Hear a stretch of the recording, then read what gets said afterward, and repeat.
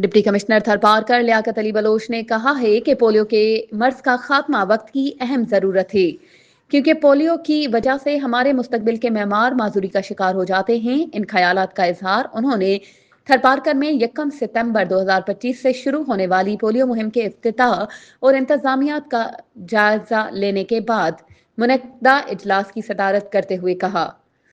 Deputy commissioner نے کہا کہ ضلع تھرپارکر پولیو سے پاک ضلع ہے اور اس حیثیت کو برقرار رکھنے کے لیے ہر ممکن کوشش کی جائے گی۔ انہوں نے ہدایت کی کہ پولیو مہم کے دوران ٹیموں کی کارکردگی کی نگرانی یونین کونسل کی سطح پر کی جائے تاکہ کوئی بھی بچہ پولیو کے قطرے پینے سے محروم نہ رہ جائے۔ انہوں نے تمام ایریا انچارجز کو ہدایت کی کہ وہ اپنی متعلقہ علاقوں میں پولیو مہم کی مکمل ذمہ داری لیں اور بہتر حکمت عملی کے ساتھ کام کریں۔ اس موقع پر district health officer Tharparkar doctor Lekhraj Sarangani اور ضلع focal person polio programme doctor Bharat Lal نے بتایا کہ پولیو مہم کو کامیاب بنانے کے لیے محکمہ صحت نے مکمل مائکرو پلان تیار کیا ہے۔ اس مہم کے دوران ضلع تھرپارکر میں 3,13,698 بچوں کو پولیو سے بچاؤ کے قطرے پلانے کا ہدف مقرر کیا گیا ہے، جس کے لیے 1251 ٹیمیں تشکیل دی گئی ہیں، جن میں 1,111 موبائل ٹیمیں، 76 فکس ٹیمیں اور 64 ٹرانزٹ پوائنٹس شامل ہیں۔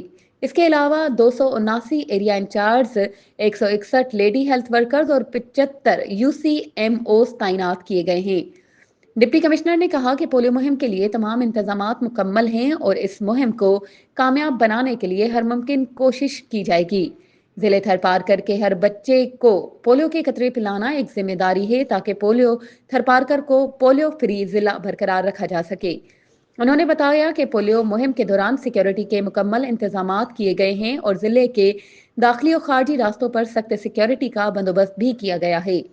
ڈپٹی کمشنر لیاقت علی بلوچ نے سول اسپتال میٹھی میں بچوں کو پولیو کے قطرے پلا کر مہم کا افتتاح کیا اور اس حوالے سے آگاہی ریلی بھی نکالی گئی۔ اجلاس میں تمام تحصیلوں کے اسسٹنٹ کمشنرز، مختار کار، سول سرجن، محکمہ تعلیم، rangers police, Thar foundation, Indus health network Tharparkar, revenue, local government, rotary club Tharparkar سمیت متعلقہ محکموں کے افسران موجود تھے۔ مزید خبروں اور اپڈیٹس کے لیے ہمارے چینل کو سبسکرائب کریں اور بیل آئیکن کو پریس کرنا نہ بھولیں۔